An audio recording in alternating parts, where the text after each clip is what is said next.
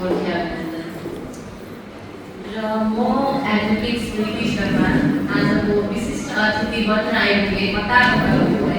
एउटा कल आयो, मलाई भन्नुभयो यस्तो यस्तो प्रोग्राम छ, नारी दिवस। सुनेर खुसी लाग्यो। नारी भन्दा मैले पहिला सोचेँ, आफूलाई सोचेँ, त्यही भएर मलाई खुसी लाग्यो। आफ्नो लागि सोच्नु त पाएँ नि, है।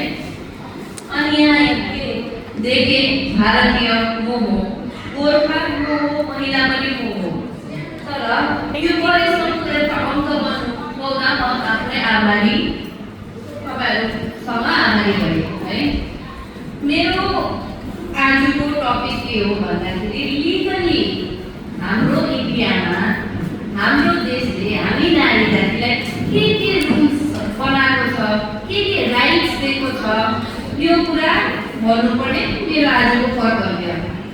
र आज हाम्रो मुक्ताज म्याडम आइपुग्नु भएन, उहाँको टपिकलाई पनि अलिअलि टच गर्दै जान्छु र यस्तो सेसन बनाउन चाहन्छु कि इन्टरेक्टिभ होस्, है।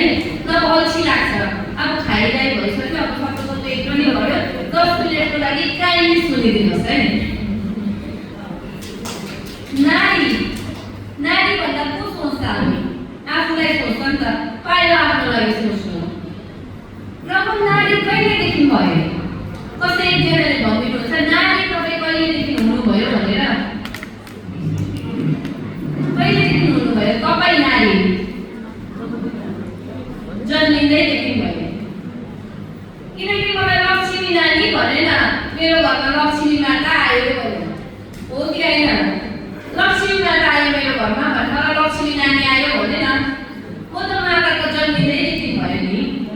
अब म जन्मेर अलिकति ठुलो भएँ, एउटा नानीको बारेमा किन भन्दैछु? एउटा छोरी नानीको भन्दाखेरि हामी नै हो छोरीलाई पनि ठुलो बनाउने, छोरालाई पनि ठुलो बनाउने। छोरी जन्मे, म धन्न, मेरो बाउ आमाले अगाडि टेस्ट गरेन, इलिगल टेस्ट गरेन, उता नेपालमा गएर टेस्ट गरेन, छोरी भयो।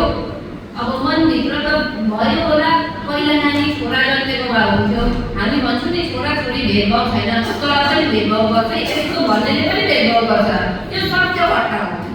र म प्र्याक्टिकली किन यो कुरा भन्दैछु भन्दा दिनरात हामी कोर्टमा प्र्याक्टिकल चिजहरूसँग जुझ्छौँ।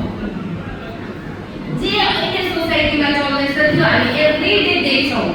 र तपाईँहरूलाई पनि प्र्याक्टिकल अहिले के चल्दैछ हाम्रो सोसाइटीमा त्यो पनि म भन्नु चाहन्छु। सेफ एन्भाइरोमेन्ट, सेफ्टी चाहियो छोरीलाई, मेन कुरा। अर्को हो राइट अगेन्स्ट